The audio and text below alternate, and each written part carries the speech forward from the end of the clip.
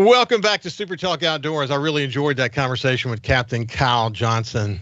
Look him up, man. First of all, he's just a great guy. He's a great guide, and he has some really spectacular podcasts that he's involved in around lunker, really big trout.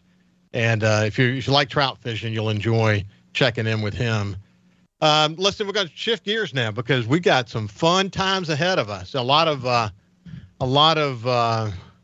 I don't know, I would say pretty dedicated turkey hunters right now. I would say maybe obsessed or are looking forward to the turkey season. I can't think of a better person to talk turkey with than my friend Lake Pickle. How you doing, Lake? Man, I could not be better. We're on the fringes of it. I mean, it's starting to look like, spring for down here, starting to look like early season. Starting to hear turkeys gobble, starting to hear. I mean, you're just right on the fringe of it. I'm ready. Youth season's already here, right? But regular season opens this Saturday. Well, I've been following you on social media, and of course, you and I check in with each other from time to time. But as the marketing manager for Onyx Hunt, and then of course the Speak the Language podcast that you and Jordan were able to acquire, and then the open season properties work that you're doing. You're a busy guy, man, especially this time of year. You've really been all over the country, haven't you? Yeah. So me and Jordan both had the opportunity to travel down with our wives to South Florida and hunt the South Zone of their spring turkey opener, which is the earliest season to open in the lower 48, and had a tremendous hunt. My wife shot her first Osceola, and Jordan and Jesse both shot a turkey themselves. I didn't get one personally. And Jordan he was like, man, I hate that you didn't get one. I was like, man, we had 3 days and y'all got one. And then my top priority was Lacey, my wife, getting one. You couldn't put a frown on my face if you tried to. So then traveled back here. And then on the podcast, we've been doing a lot of, we're calling it Stories from the Spring Woods series. So we're putting out these extra episodes of people just telling stories from turkey hunting. Which has been great. But for me, it's like I was already keyed up about turkey season enough, but now I'm having to hear all these stories constantly, and I just can't get it out of my head. Hey, listen, watching you and Jordan with your wives, it reminds me, listen, I used to jokingly say to my friends, I got married 2 weeks before I turned 30. And so my wife and I had dated for a couple of years. And she's a Bohanovic, which is her dad was Croatian. Her grandparents literally came from Croatia through Ellis Island to Biloxi. And her mother's French. A Melanson is her mother. But anyway, I used to joke with them that if I could find a woman who knows how to rig a cigar minnow on a sea witch, I'm going to marry her. And sure as I'm sitting here, man, Ann could do it and love to do it. She loves to fish. And I knew I had found the woman, and here we are all these years later with, now 3 kids and 4 grandkids and still loving the outdoors together, man. A family that enjoys the outdoors together stays together. There is literally no doubt about it. Man, it's funny, because Lacey went pheasant hunting with me for the first time this past fall. We duck hunted a lot together. It started with turkey hunting, but some of the folks I talk to, they just get this first impression that I'm like dragging her along to do these things with me.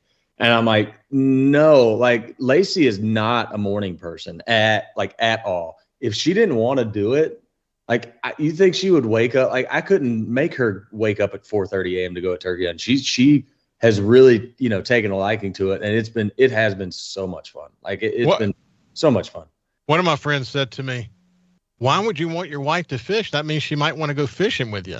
I'm like, because some of them want to get away. For me, it was never that, man. I loved the time in the outdoors with my wife and family. I just can't get enough of it. And, I'm watching you and Jordan. Y'all are living in the moment. Y'all are soaking it up, aren't you? Man, honestly, yeah. We towards the tail end of the Primo's career, we were blowing and going so much with filming so much shows, and we hunted with he's still a good friend of ours to this day, a guy named Dave Owens, has a YouTube channel called Pinhoti Project. And the first time we hunted with him, I'll condense the story. We shot a turkey in Wisconsin, and we just kind of started going through the motions of we filmed everything. We're like, oh, awesome, let's get back to the truck, let's get going. And Dave was like, hey man, you mind if we just let's hang this turkey up in a tree, let's just sit down and enjoy the moment for a second. And me and Jordan were like, yeah, let's do that. So I kind of took that whole notion to heart, because it's so easy to get caught up in just rolling with it. And spring turkey season, for example, is just short, finite amount of time. But if you just keep running around to try to get to the next spot or try to get your limit, you kind of forget what you started doing it for in the first place. And so, for instance, like when Lacey shot that first Osceola, of course, we stood up and we celebrated and we filmed everything we needed to film, but then we turned the cameras off. I took my old mossy oak turkey hanger, hung them up by spurs from a cabbage tree, and me, Lacey, Jordan, and Jesse sat under a live oak tree and just enjoyed it for 10, 15 minutes. And then we carried him out of the woods. That's so special, man. Listening to you talk reminds me that it was just a year ago, where you were joining me on this show, and we're not going to relive any of that history, incidentally. Joining me on the show talking about the Department of Wildlife, Fisheries, and Parks Commission that really needed some redirection. And here we are a year later, and man, has that settled down. They added a couple of great members to the commission. Scott Coopwood became the chairman. He'll be cycling off for the next segment. He's got plenty to do in his life, but he's done a great job of like calming the seas. And yeah, we've got a whole group of commissioners now we can all look at and say, they've got their priorities straight. But it seems like that was 10 years ago, doesn't it? It's right. When you said that, I was like, holy smokes, was that just a year ago? It seems like a lifetime, man. But it has. It's like it's the outlook was not that great for a while, but look where we're at now. And it really is. It's exciting, and I appreciate your leadership role as we did that. Hey, we'll talk about turkey season here in just a second, but I want to find out what the latest is on the Speak the Language podcast. You guys haven't missed a lick there. You're up to over 2 million downloads. You're really doing well with that. I mean, that's got to be just a fun project for you and Jordan. It really is, man. It's we've had so much fun with it. And then I was already looking forward to, because historically, before we had acquired it and all that happened, we always performed the best during the spring. And I was excited to go into this spring, not for once of just having it back, but just seeing if people still responded to those springtime episodes. And like right off the cuff, I mean, we saw that we were like, okay, it's just how we left it, thankfully. And then we had the idea to start adding these bonus episodes. So we're doing 2 episodes a week right now. And the second one's not as long. I mean, like it is a spring turkey story. So it may be 30 minutes. It may be 7 minutes. Who knows what, but that has been so much fun and people have been liking it. I mean, just, driving down the road, if they're headed to a job site or in between meetings or with their headphones on at the gym, they like listening to a turkey story. And so we've had a lot of fun with it. Jordan's having fun with it. And then it has evolved a little bit, especially with Jordan having so much focus on land management and habitat work and being able to focus on some of that stuff. It's gone so well. I sometimes have to remind myself, like, man, I just gotta be real thankful it all worked out the way it did, because I certainly don't feel like I deserve it, but it worked out really great. It is. Tell people how they can find it. Yeah. So we are on all the podcast platforms, Apple Podcasts, Spotify, Google Play, YouTube, all that stuff. If you look up Speak the Language Podcast, you will find us. We post episodes every week. Like I said, right now through the spring, we're doing 2 a week. But after the spring kind of peters out, we'll go back to just the 1 a week cadence, but we keep them coming. We keep the fresh content out there. Well, listen, when you were on the Primos team, and not that it took the Primos team for you to, have a tremendous love for the outdoors or even turkey hunting for that matter, it was a great opportunity to work with people like Will and Brad and just see, as Will describes it, this religious experience that is turkey hunting. But, you go all over the country. But, man, when you come back to Mississippi and start to look forward to the turkey hunt in Mississippi, It's just a special moment, isn't it? I look at, there's things that as I've gotten older, there's things that it's not that I wasn't appreciating it when I was younger. It's just I did not have the years and the experience and knowledge to look at with sort of like a grander view of the way I look at things now. And for instance, it's like I like spring turkey hunting hooked me early, and it was almost mainly just for the tangible when I was younger, right? Like I wanted to see one, I wanted to hear one, I wanted to put my hands on one, you know. Now you look at, like, having grown such an appreciation for conservation and wildlife and everything, you look at something like a spring turkey and you look at our history with that bird and what hunters and anglers and conservationists have done to make it to where we can still have a spring turkey season every spring. And then you culminate that with the original passion of just the tangible side of it. I think I appreciate it more now than I ever have. I get it, man. I get it. Hey, when we come back on the other side, we'll continue this part of the story for the final segment of today's Super Talk Outdoors with Lake Pickle. We'll see you after this. Welcome back to Super Talk Outdoors. Listen, I'm really enjoying visiting with my friend Lake Pickle. Lake is the national marketing director for OnX Hunts, you know, the hunting app OnX, and he's also one of the hosts for the Speak the Language podcast. He's kind of a jack of all trades, but we're talking about turkey hunting. You have a very specific plan you like to start the turkey season with each year, don't you?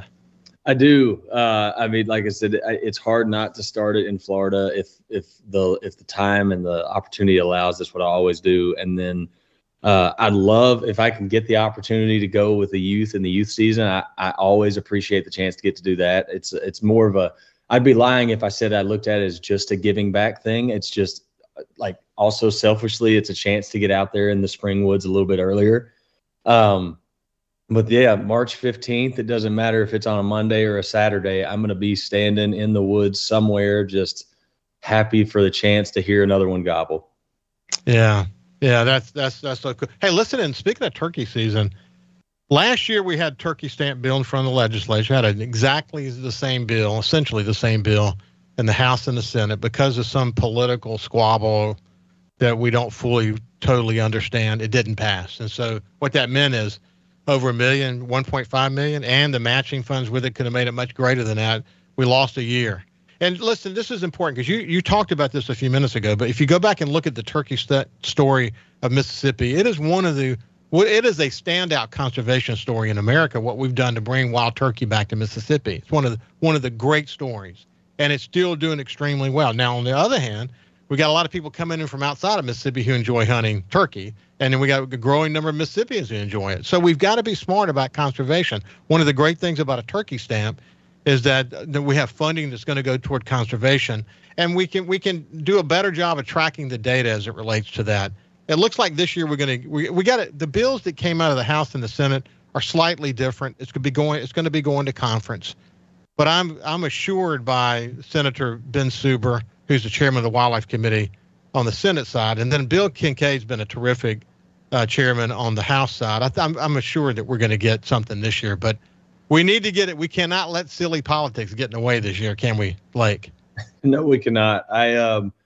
It's too important. And one thing that I always go back to, I've said this before, it's like I always have faith in the Mississippi, like, community of hunters, because I know just from the people that I talk to, the people that writes in about the show, from Primos to the STL, whichever, I know the attitudes that we have towards spring turkeys. I know how conservation minded we are. And if you look at the layout of what this turkey stamp would do for us and for this precious resource that we have in spring turkeys, it is a no-brainer. It's like it's the no-brainer of no-brainers. I mean, it's a must. It's a easy one. It's a slam dunk. This would give more data to our biologists to help us to make better and more informed decisions. And it would give more funding that would be completely earmarked for nothing but wild turkey work, wild turkey research, and wild turkey habitat restoration and improvement. It's a no-brainer. Like, we have to have this. We have to get it done. Hey, listen, one of the interesting things is that some in the Senate actually raised the question, would turkey hunters in Mississippi push back on having to pay $10 for the stamp? I mean, look what we're already doing for ducks, for example. I say that, listen, as you pointed out, the real turkey hunters who see the pressure on the resource and the need to do conservation, $10, That's nothing, man. I mean, I haven't heard anybody push back on that. No, and it's one of those things. It's like, I'm not going to say that there would be zero friction. It's like, if you go back to, you've heard me talk about Fannie Cook a lot. When Fannie Cook was outlining like the first sort of like actual structure and game laws, there was some friction there. But then she outlined, it's like, there's two people that we have to join. There's she referred to them as game hogs, and then she referred to them as sportsmen. And she's like, we have to work with the sportsmen, and the sportsmen, that's the community of people that I'm talking about. Like, as soon as I think even the ones that would give any friction to this, if you just outlined what this would do, I think they would be on board with it. And if they still weren't, I'll buy their stamp for them. That's No, I think, really, people who really want to understand Fannie Cook, there's a lot. You can just go do a search. But there was a great Speak the Language podcast specifically about the history related to Fannie Cook and what she brought to Mississippi. It's a great story, but that's a great way to do it, man, because we do have the gang hogs in this state. We certainly do. But the good news is we got a growing number of conservationists in this state as well. And one of the things we do know is that the pressure on turkey, especially because of the way the seasons work, from people outside this state, that they ought to pay more, and they're going to pay $100 to hunt in this state. And I think that's brilliant to do that, because we got to bring recognition to the fact that there is growing pressure on the wild turkey, resource in this state. That's a great thing. What a great problem to have. Don't you agree? I mean, that's what some folks will look at as like, man, that's more pressure. I'm like, you're looking at this wrong. That is more value put on the resource. That's what it is. That's what it is. Listen, Lake, we should get together more often. You're a good friend, and I enjoy sharing your passion with the listeners.